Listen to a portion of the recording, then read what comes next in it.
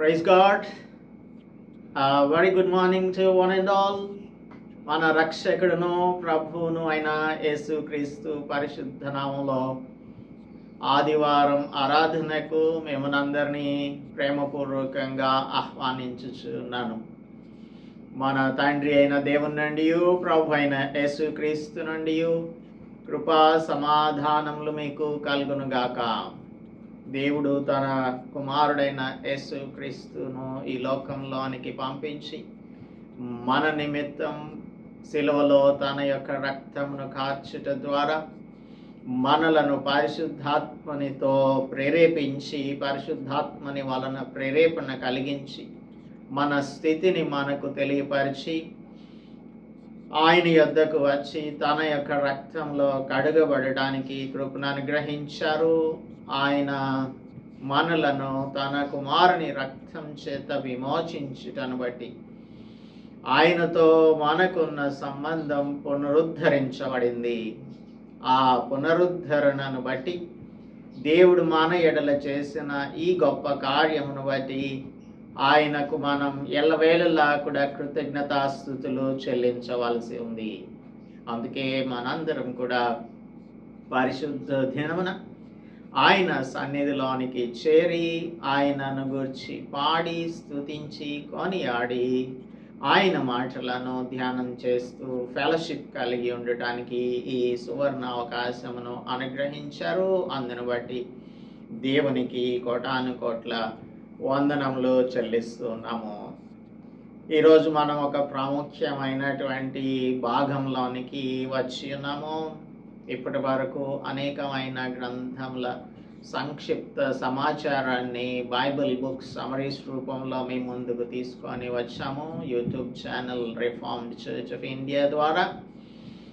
అలాగే ఇప్పుడు చివరి గ్రంథం, పరిశుద్ధ గ్రంథంలో చివరి గ్రంథమైన ప్రకటన గ్రంథం.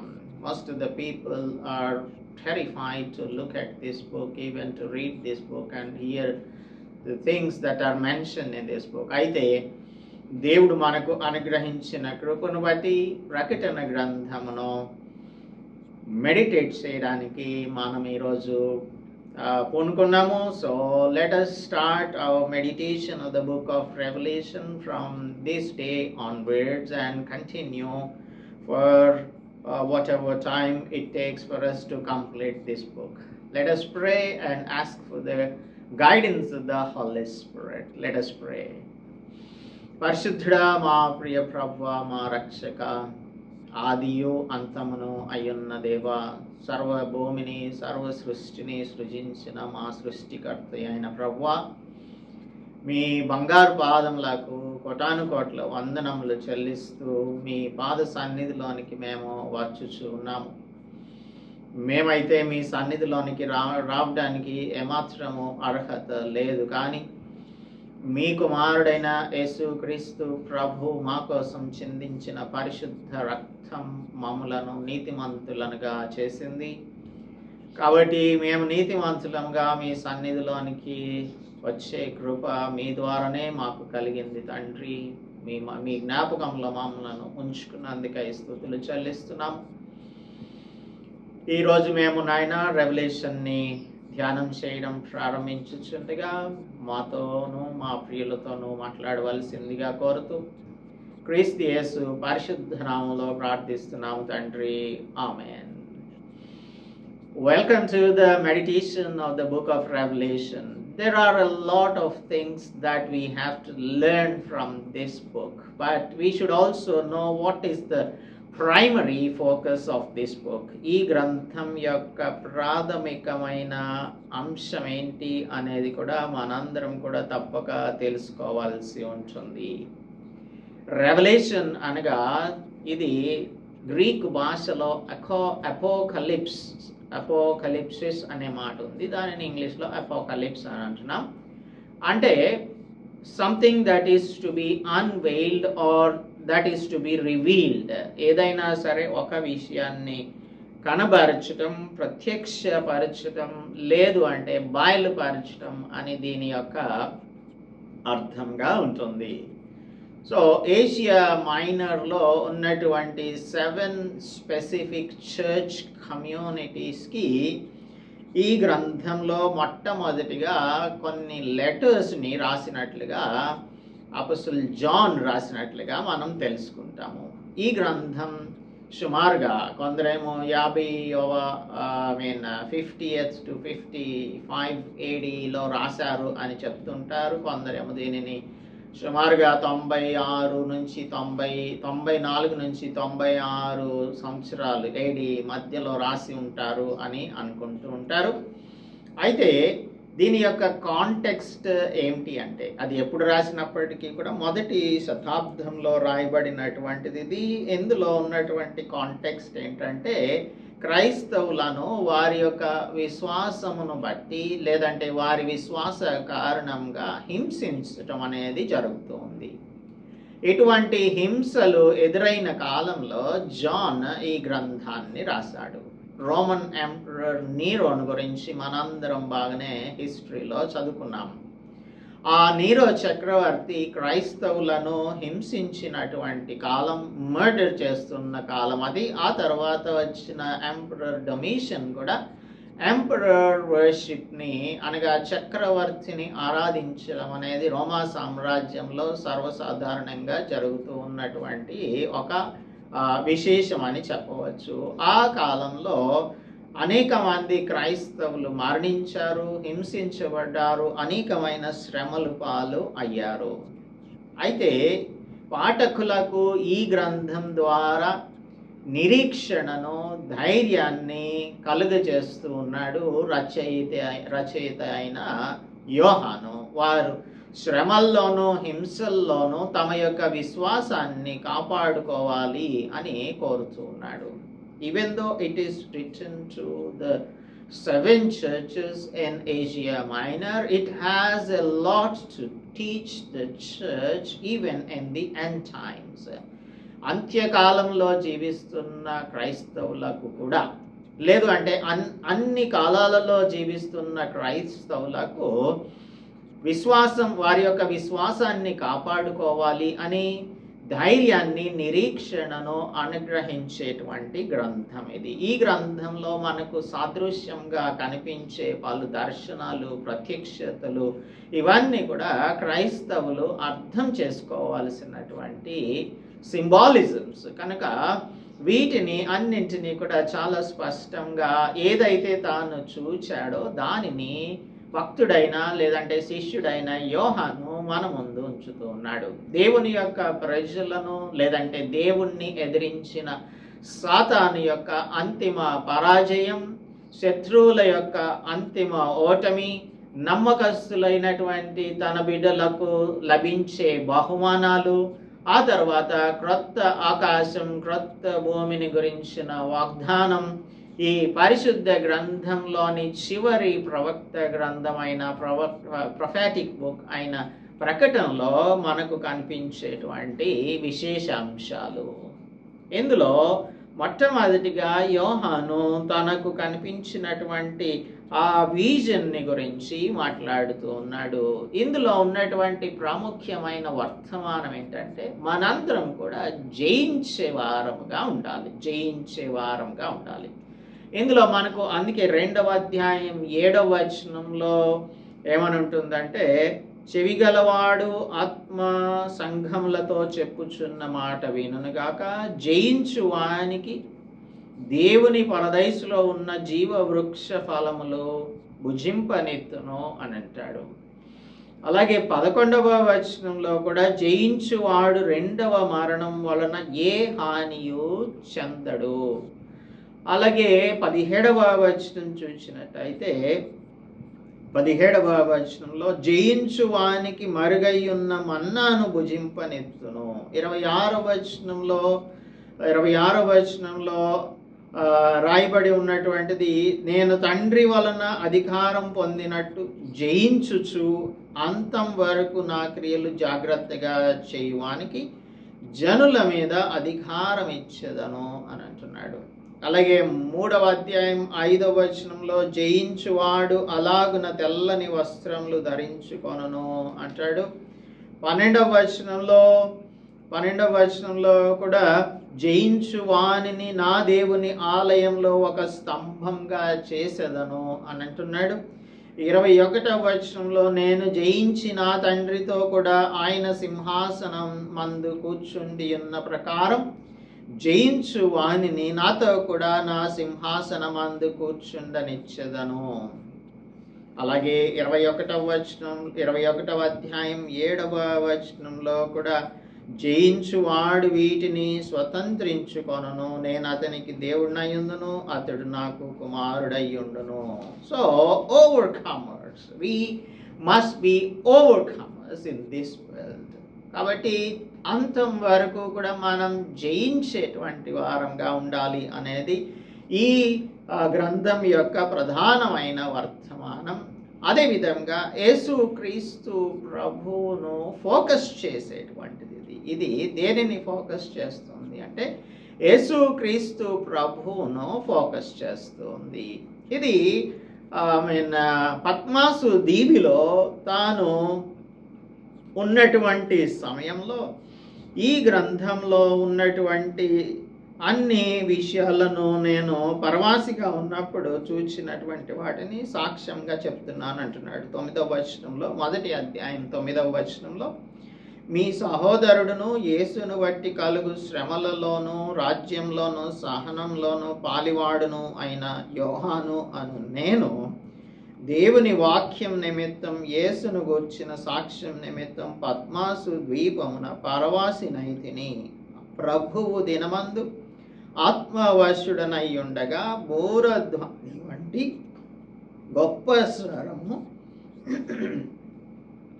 నీవు చూచుచున్నది పుస్తకంలో రాసి Ephesus, Smyrna, Pergamum, Thyatira, Sardis, Philadelphia, Laodicea అను 7 సంఘములకు పంపుము అని చెప్పుట వింటిని అని రాస్తున్నాడు. So when he was living as an exile on the island of Patmos, apostle John wrote this book.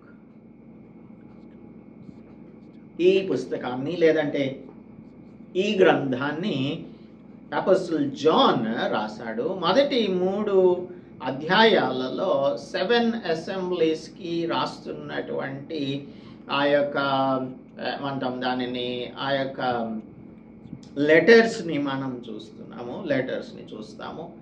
ఆ తర్వాత 4వ అధ్యాయంలో దేవుని గూర్చినటువంటి స్తుతి జరుగుతోంది. ఆమెన్ అనువాడు నమ్మకమైన సత్య సాక్షియు దేవుని దృష్టికి ఆదియునయ్యున్నవాడు. పరలోకము తెరవబడి ఉండుట చూస్తాడు. The opening of the sky, celestial థింగ్స్ని చూస్తూ ఉన్నాడు 4వ అధ్యాయంలో. 5, 6 అధ్యాయాలలో 7 సీల్ జడ్జ్మెంట్స్ని చూస్తూ ఉన్నాడు. ఆ తర్వాత 7వ అధ్యాయంలో 1,44,000 మందిని గొచ్చినటువంటి 12 ట్రైబ్స్ ఆఫ్ ఇజ్రాయెల్ వారిని సీల్ చేయడాన్ని చూస్తాము. అలాగే 8 నుంచి 9 వరకు 7 ట్రంపెట్ జడ్జ్మెంట్స్ని చూస్తాము. ఆ తర్వాత 10వ అధ్యాయంలో 7 థండర్స్ని గొచ్చినటువంటిది మనం చూస్తాము. ఆ తర్వాత 11వ అధ్యాయంలో 2 విట్నెసెస్ని గురించినటువంటి మాటలు మనము చదువుకుంటాము. అలాగే 12వ అధ్యాయంలో the war in heaven and earth, ఆకాశంలోను భూమి యందు కూడా ఒక యుద్ధం జరగడాన్ని గురించినటువంటి విశేషాలు రాయబడి ఉన్నాయి.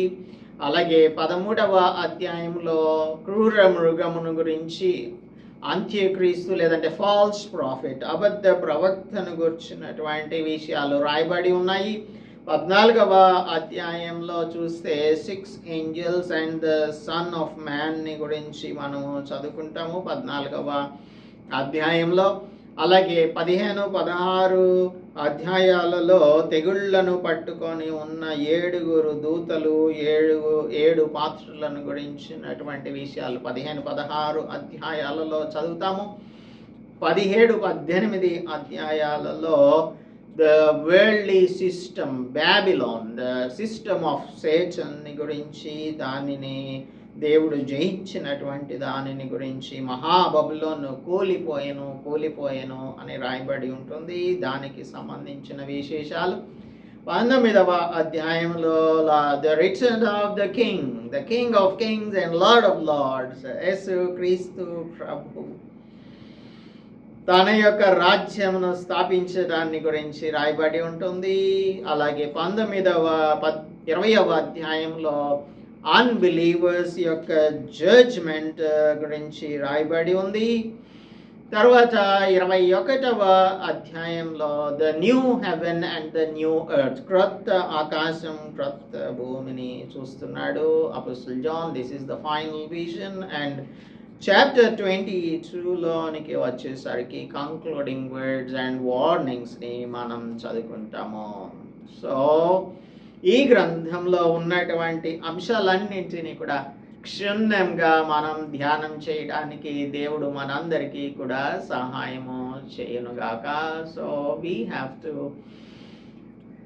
meditate this book with the guidance of the Holy Spirit, so that we will be able to have a clear understanding of the person of Christ Jesus, what he has done unto us and what he is gonna do to us in the end times when he returns to this world, and the rewards that he is gonna bring unto us. ఈ విషయాలన్నింటినీ కూడా మనము ధ్యానం చేయడానికి దేవుడు మనకు ఈ దినం నుంచి సహాయమును అనుగ్రహించునుగాక. So let us go into the first verse of this book. యోహాను రాసిన ప్రకటన గ్రంథం 1వ అధ్యాయం 1వ వచనాన్ని చదువుతున్నాను. 1వ అధ్యాయం 1వ వచనాన్ని. యేసు క్రీస్తు తన దాసులకు కనబరుచుటకు దేవుడు ఆయనకు అనుగ్రహించిన ప్రత్యక్షత, the revelation of Christ Jesus, and this is the theme of the book. యేసు క్రీస్తు గూర్చినటువంటి ప్రత్యక్షతను లేదంటే ఆయనను గూర్చినటువంటి విషయాలను మనకు తెలియచేయటానికి ఈ గ్రంథం రాయబడింది. We believe in Christ Jesus as the King of Kings and Lord of Lords. ఆయన రాజులకు రాజు, ప్రభువులకు ప్రభువు అన్నది ప్రతి విశ్వాసి కూడా నమ్మేటువంటి సత్యం. సో ప్రస్తుతం మన విశ్వాసం చూడని వాటి మీద ఆధారపడి ఉంది. చూడని వాటి మీద. యేసుక్రీస్తు ప్రభు ఈ లోకంలోనికి వచ్చినప్పుడు 2000 సంవత్సరాల క్రితం మనం జీవించి ఉండలేదు. మనం అప్పుడు జరిగినటువంటి సంఘటనలు ఏవి కూడా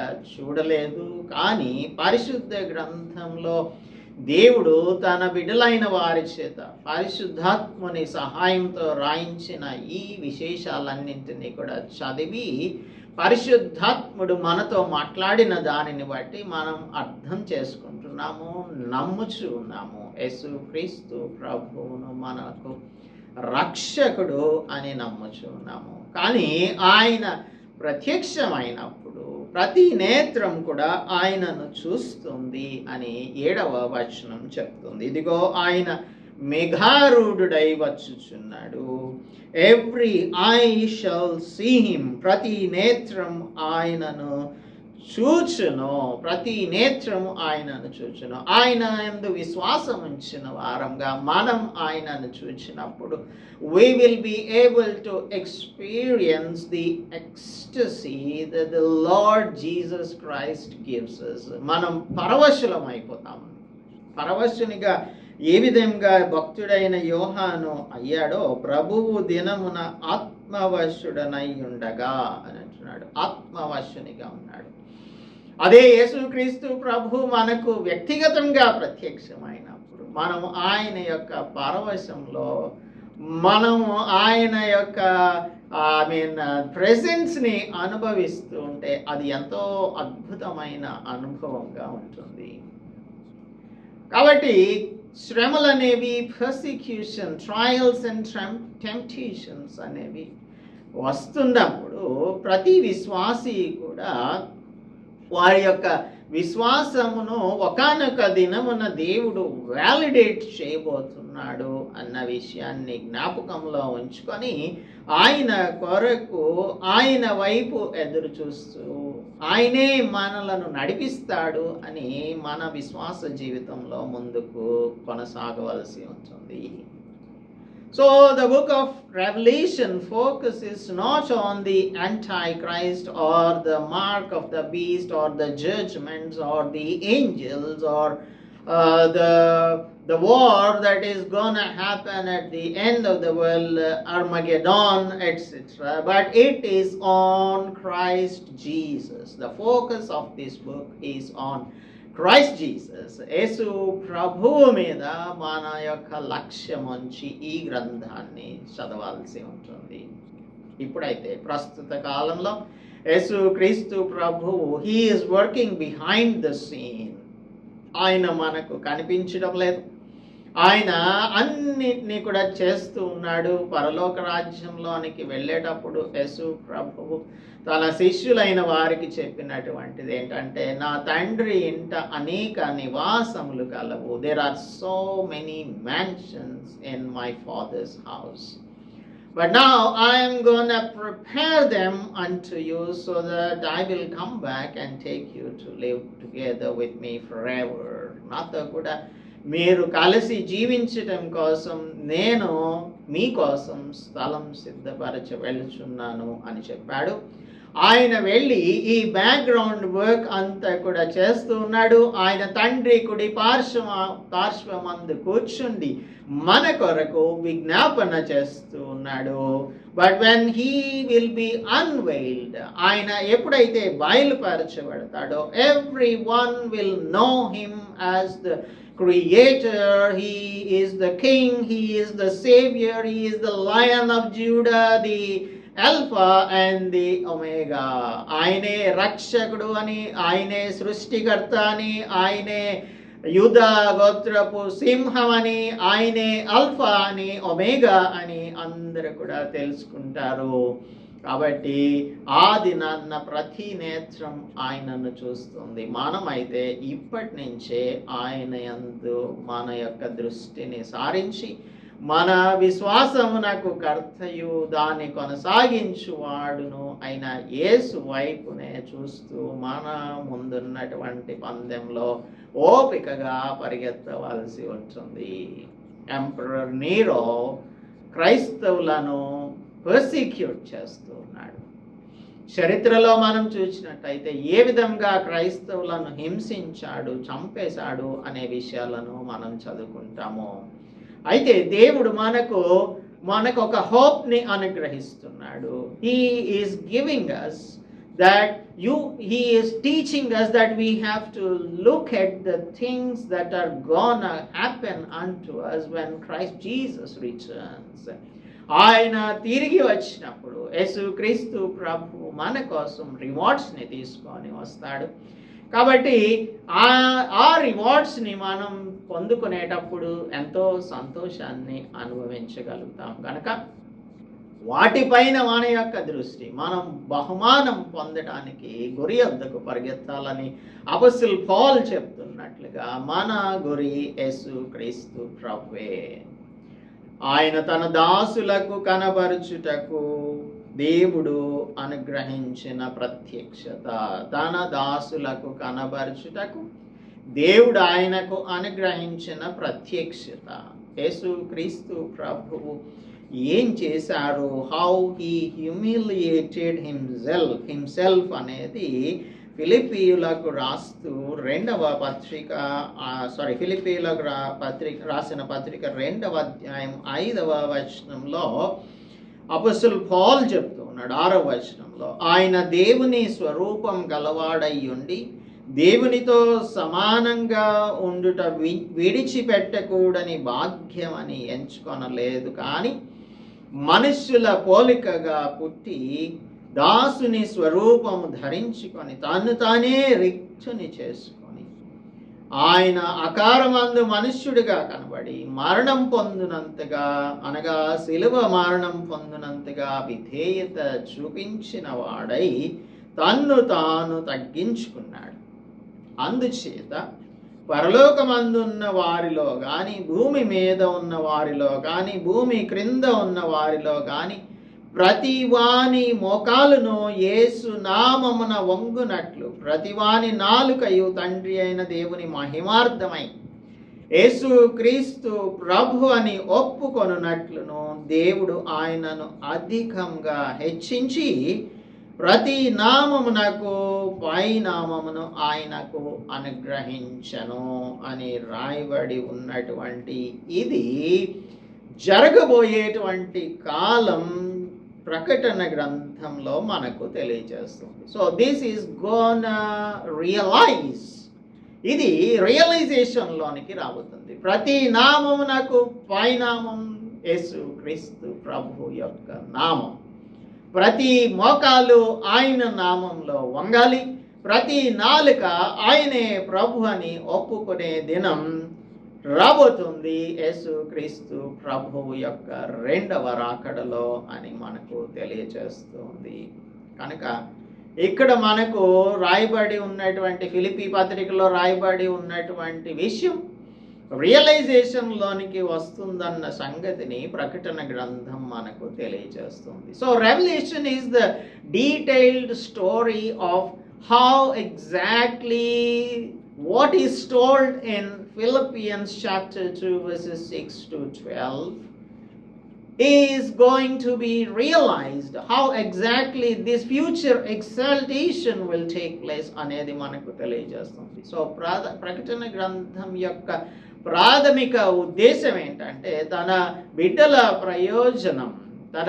యొక్క ప్రయోజనం. ఈ వాక్య భాగంలో తండ్రి అయిన దేవుడు కుమారునికి అప్పగించుచున్న ఒక టాస్క్ ఏంటి అంటే తన ప్రత్యక్షతను తన దాసులకు బయలుపరచుటకు, so that we can see the things that are gonna happen unto us. మనకు జరగబోయేటువంటి సంగతులన్నింటినీ కూడా తెలియచేయటానికి ఈ గ్రంథమును రాస్తున్నట్లుగా మొదటి వచనంలోని మొదటి భాగం మనకు తెలియజేస్తుంది. Why is it important for believers to know the prophecies described in the book of Revelation about what is to come?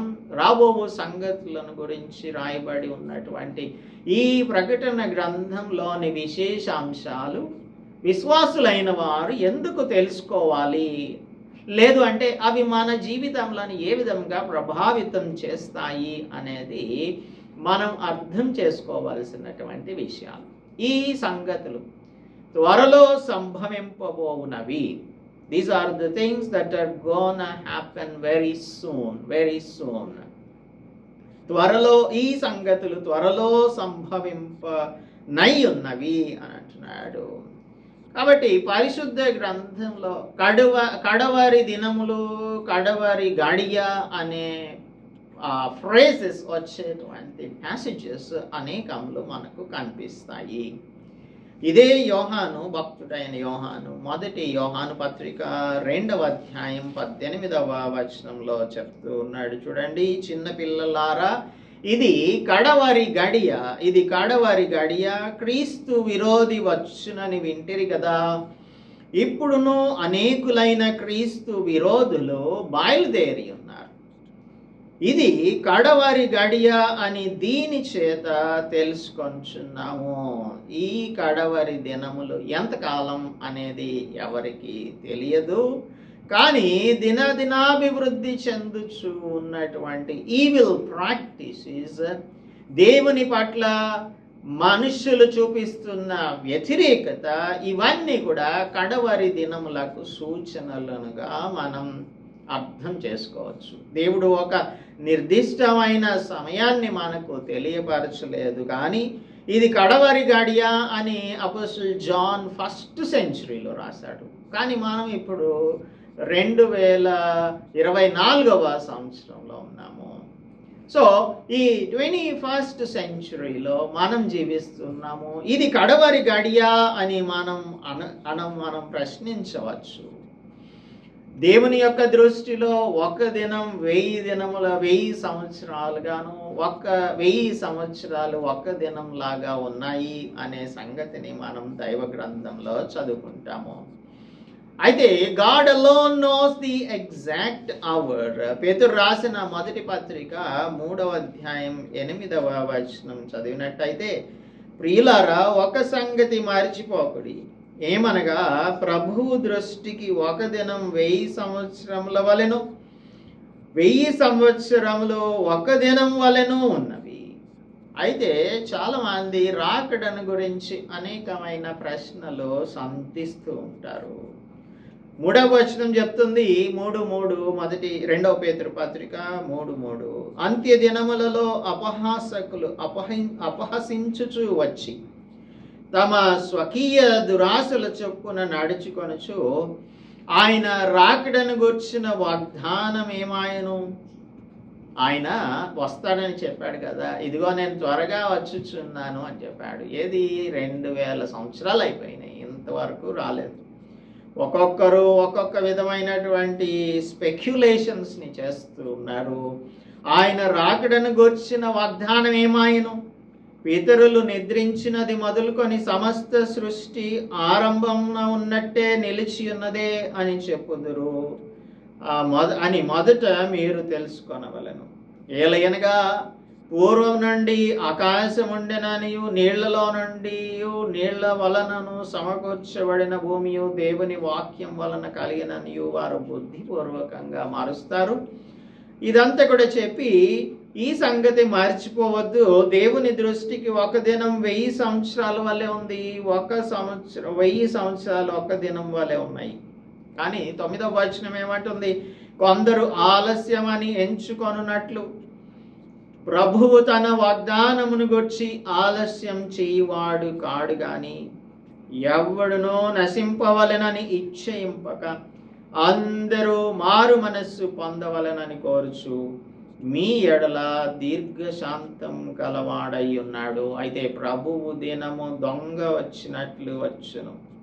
ఆ దినమున ఆకాశములు మహాధ్వనితో గతించిపోవును, పంచభూతములు మిక్కుటమైన వేండ్రముతో లయమైపోవును, భూమియు దాని మీదనున్న కృత్యములన్నీ కాలిపోవును. ఇవన్నీ ఇట్లు లయమైపోవునట్టు పంచభూతములు మహావేంద్రంతో కరిగిపోవునట్టు దేవుని దినపు రాకడ కొరకు కనిపెట్టుచు దానిని ఆశతో అపేక్షించుచు మీరు పరిశుద్ధమైన ప్రవర్తనతోనూ భక్తితోనూ ఎంతో జాగ్రత్త గలవారై ఉండవలెను అని హెచ్చరించుచు ఉన్నాడు.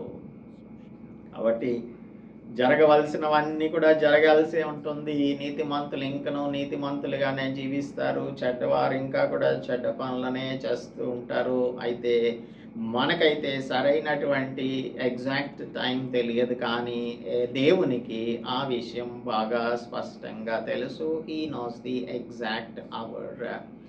కనుక ఇవి యేసుక్రీస్తు ప్రభువు యొక్క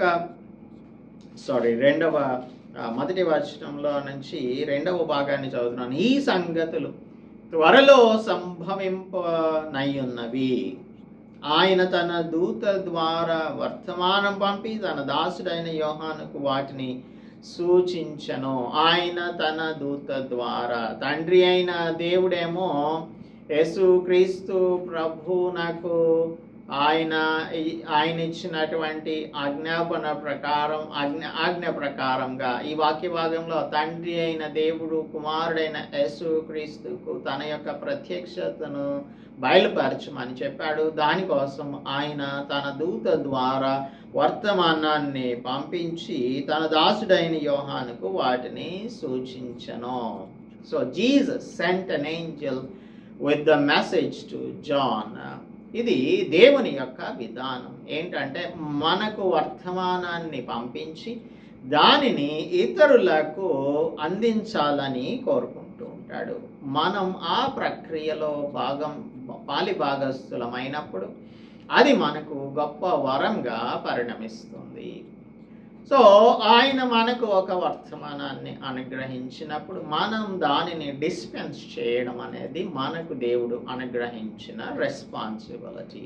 ఆ రెస్పాన్సిబిలిటీని అపోస్టల్ జాన్ తీసుకున్నాడు. He took the role as a witness very seriously. దేవుడు అప్పగించిన బాధ్యతను, ఈ గంభీరమైనటువంటి బాధ్యతను ఆయన స్వీకరిస్తూ ఉన్నాడు. అందుకే అంటున్నాడు యోహాను మొదటి పత్రిక 1వ అధ్యాయంలో 3 వచనాలు చదువుదాము. జీవవాక్యమును గూర్చినది ఆది నుండి ఏది ఉండెనో, మేమేది వింటిమో, కన్నులారా ఏది చూచితిమో, ఏది నిదానించి కనుగొంటిమో, మా చేతులు దేనిని తాకి చూచెనో అది మీకు తెలియజేయుచున్నాము. ఆ జీవం ప్రత్యక్షమాయను, తండ్రి యొద్ద నుండి మాకు ప్రత్యక్షమైన ఆ నిత్య జీవమును మేము చూచి ఆ జీవమును గూర్చి సాక్ష్యమిచ్చుచు దానిని మీకు తెలియజేయుచున్నాము. మాతో కూడా మీకును సహవాసం కలుగునట్లు మేము చూచిన దానిని వినిన దానిని మీకు తెలియజేయుచున్నాము. మన సహవాసం అయితే తండ్రితో కూడాను ఆయన కుమారుడైన యేసుక్రీస్తుతో కూడాను ఉన్నది. మన సంతోషం పరిపూర్ణమవుటకై మేము ఈ సంగతులను వ్రాయిస్తున్నాము అని అంటున్నాడు. సో ఏది చూచాడో, ఏది విన్నాడో, తన చేతులు ఏది తాకి చూచాయో వాటిని మనకు తెలియజేస్తూ ఉన్నాడు. This is the task of a believer. ఏది మనం నేర్చుకున్నాం, ఏది మనం కన్నులారా చూచాం, ఏది మన చేతులు తాకి చూచాయి, వీటిని ఇతరులకు బోధించడం అనేది దేవుడు మనకు అనుగ్రహించిన ఒక బిగ్గర్ రెస్పాన్సిబిలిటీ అని చెప్పాలి. So how do we apply this verse unto us? In the manner John is making use of the opportunity that is given unto him to be a witness unto him, ఆయన కొరకు సాక్ష్యం ఇవ్వడానికి అపోస్తలుడు జాన్కి దేవుడు అవకాశం ఇచ్చిన రీతిలో మనం కూడా ఆయనను గురించి సాక్ష్యం ఇవ్వడానికి ఈ అవకాశాన్ని అందిపుచ్చుకోవాల్సి ఉంటుంది. యేసు ప్రభువు మార్కు సువార్త 5వ అధ్యాయంలో గెరాసేనుల ప్రాంతంలో ఒక సేన అని దయ్యం పట్టినటువంటి వాణిని బాగు చేశాడు. వాణిని గురించినటువంటి డీటెయిల్స్ అన్నీ అక్కడ చదువుకోవచ్చు. అయితే ఈ 19వ వచనంలోనికి వచ్చేసరికి ఆ సేన పట్టి బాగుపడినటువంటి వాడు యేసుక్రీస్తు ప్రభువుతో కూడా వెళ్ళాలని ఆలోచన చేసినప్పుడు యేసు ప్రభు ఏం చెప్పాడంటే, నీవు నీ ఇంటి వారి వద్దకు వెళ్ళి ప్రభువు నీ యందు కనికరపడి నీకు చేసిన కార్యములన్నింటినీ గురించి వారికి తెలియచేయము అని చెప్పాడు. ఎప్పుడైతే వాడు ప్రకటించటం ప్రారంభించాడో అందరూ కూడా ఆశ్చర్యపడ్డారు అని 20వ వచనం చెప్తుంది. మార్కు సువార్త 5:20 చెప్తుంది. సో ఆయనను గురించి టెస్టిఫై చేయటం, సాక్ష్యం ఇవ్వటం, ఆయన మనకి ఏం చేశాడు, సేన పట్టిన వానికి దేవుడు ఏం చేశాడు అనే విషయాన్ని తన బంధువుల యొద్దకు తన వారి యొద్దకు వెళ్ళి చెప్పినప్పుడు వారందరూ కూడా దేవుని యొక్క కార్యమును బట్టి ఆశ్చర్యపడ్డారు. అలాగా దేవుని యొక్క కార్యములను మన జీవితంలో పొందుకున్న మనం అందరికీ కూడా బోధించవలసి ఉంటుంది, లేదంటే టెస్టిఫై చేయాల్సి ఉంటుంది అనేది మనకు ఈ వచనం తెలియజేస్తుంది. అతడు దేవుని వాక్యమును గూర్చియు యేసుక్రీస్తు సాక్ష్యం గూర్చియు తాను చూచినంత మట్టుకు సాక్ష్యం ఇచ్చాను. ఇప్పుడు మొదటి పత్రిక 1వ అధ్యాయం 3 వచనాల్లో చదువుకున్నాం కదా, ఏది చూచాడో, ఏది ఆయన కన్నులారా చూచాడో, ఏది ఆయన తన చేతులు తాకి చూచాయో వాటన్నింటినీ కూడా నేను ప్రకటిస్తూ ఉన్నాను, తెలియజేస్తూ ఉన్నాను, నిదానించి కనుగొన్న దానిని గురించి మీకు తెలియజేస్తున్నాను అని అంటున్నాడు కదా. అలాగా మనం కూడా మనం ఏదైతే చూచామో, ఏదైతే నిదానించి చూస్తున్నామో, మనం ఏమి వింటున్నామో వాటన్నింటినీ కూడా టెస్టిఫై చేయాల్సి ఉంటుంది అని తెలియజేస్తూ ఉన్నాడు. 3వ వచనం, సమయం సమీపించినది. అనేక మంది చెప్పొచ్చు, ఎప్పటి నుంచో వింటున్నాం, మా చిన్నప్పటి నుంచి మేము వింటున్నాము, యేసు ప్రభు యొక్క 2వ రాకడ వచ్చేస్తుంది అని చెప్తున్నారు. ఏది ఎక్కడొచ్చింది? అప్పటి నుంచి, భూమి పుట్టినప్పటి నుంచి జరుగుతున్న విషయాలే ఇప్పుడు కూడా జరుగుతున్నాయి. అప్పుడు ఏ విధంగా పరిస్థితులు ఉన్నాయో ఇప్పుడు కూడా అదే విధంగా పరిస్థితులు ఉన్నాయి. అందరూ కూడా ఎవరి పనుల్లో వాళ్ళు ఉంటూ ఉన్నారు.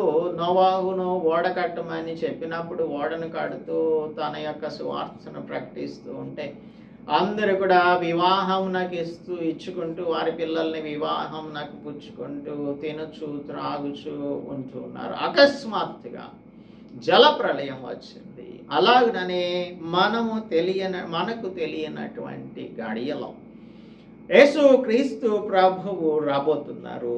సమయం సమీపించినది. అనేకమైన సూచనలను యేసు క్రీస్తు ప్రభు మత్తయి సువార్త 24వ అధ్యాయంలో తెలియపరిచారు. ఇంకా అనేకమైన చోట్ల తెస్సలోనికైలోకి రాసిన పత్రికలోనూ ఇంకా అనేకమైన ప్యాసేజెస్లో యేసు క్రీస్తు ప్రభు రాకడను గురించి, రెండవ రాకడను గురించి మనం చదువుకుంటాము. అయితే ఆయన యొక్క సమయం ఆయనకు తెలుసు. సమయం సమీపించినది కనుక ఇక్కడ మనకు ఒక ధన్యతను గురించి రాయబడి ఉంది. పరిశుద్ధ గ్రంథంలో ఏ గ్రంథమును చదివినా కూడా ఈ బ్లెస్సింగ్ వస్తుంది అనేది ఎక్కడ రాయబడి ఉండలేదు. కానీ ఇక్కడ మాత్రం రాయబడి ఉంది. ఏమని అంటే, ఈ ప్రవచన వాక్యములు చదువువాడును వాటిని విని ఇందులో రాయబడిన సంగతులను గైకొను వారును ధన్యులు. సో ఈ ఒక్క గ్రంథానికే ఎందుకు ఈ బ్లెస్సింగ్స్ అట్రిబ్యూట్ చేయబడి ఉన్నాయి? Why do you think this special blessing is given for this book of revolution అని అంటే, ఒక పాసిబుల్ రీజన్ ఏంటంటే, మనకు ఈ ఆశీర్వాదం లేదంటే ఈ ధన్యత రిమైండ్ చేసేది ఏంటి అంటే, ఈ పుస్తకం చదవడం అనేది వర్ది అని, ఇట్స్ ఛాలెంజింగ్ బట్ రివార్డింగ్. చాలామంది ఈ గ్రంథాన్ని చదివితే అర్థం చేసుకోవడం కష్టం కాబట్టి ఈ గ్రంథాన్ని స్కిప్ చేసే అవకాశం ఉంది. సింప్లర్ బుక్స్ మిగిలినటువంటి వాటిని చదివేసి వాటి ప్రకారంగా జీవిస్తే సరిపోతుంది అని అనుకుంటూ ప్రకటన గ్రంథాన్ని వారు చదవకుండా మానేస్తూ ఉంటారు. ఇంకా భయం కలుగుతుందన్న విషయం అనేటువంటి ఉద్దేశంతో వారు దీనిని చదవకుండా ఉంటారు. కానీ the blessings are only for those who read, listen and keep it. మూడు విషయాలు మనకు ప్రాముఖ్యం ఇక్కడ.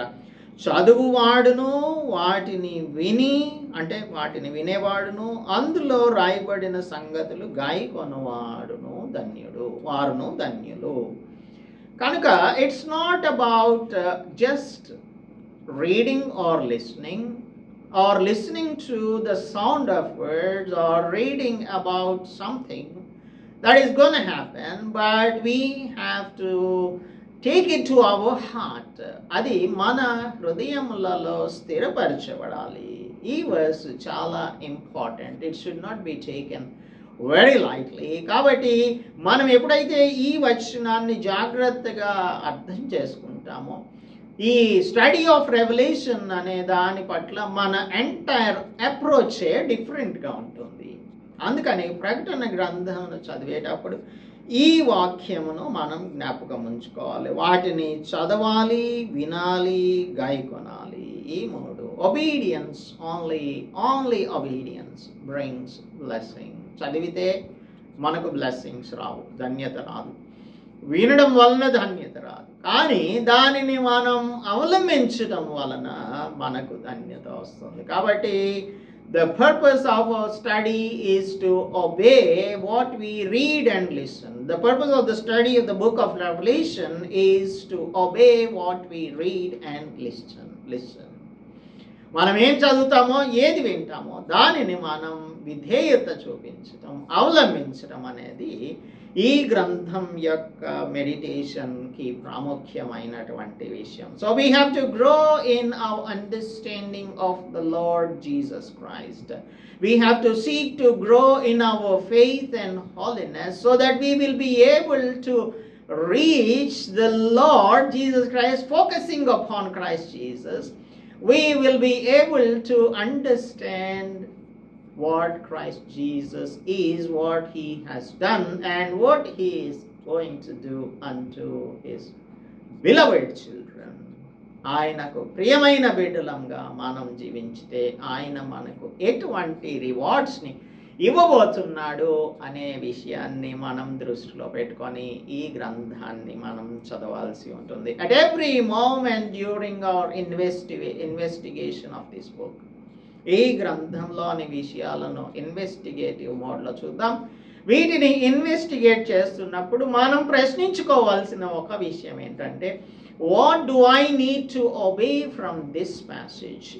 ఇప్పుడు నేను ఒక వచనం చదువుతుంటే ఈ వచనం ద్వారా నేను ఏ విషయంలో దేవునికి విధేయత చూపించాలి అనే దానిని మనం వెతుక్కుంటూ ఈ 22 అధ్యాయాలు చదివినట్లయితే maybe I think that we will be ready to face the Lord Jesus Christ in his second coming, and we will also say like Apostle John, like he says in verse 21 of chapter 22, Prabhuaina Yesu, verse 21 lo Prabhuaina Yesu rammu anantunnadu. So we will ask him to come so that we will be taken unto the Lord Jesus Christ and to the beautiful mansions that are being prepared for us in heaven.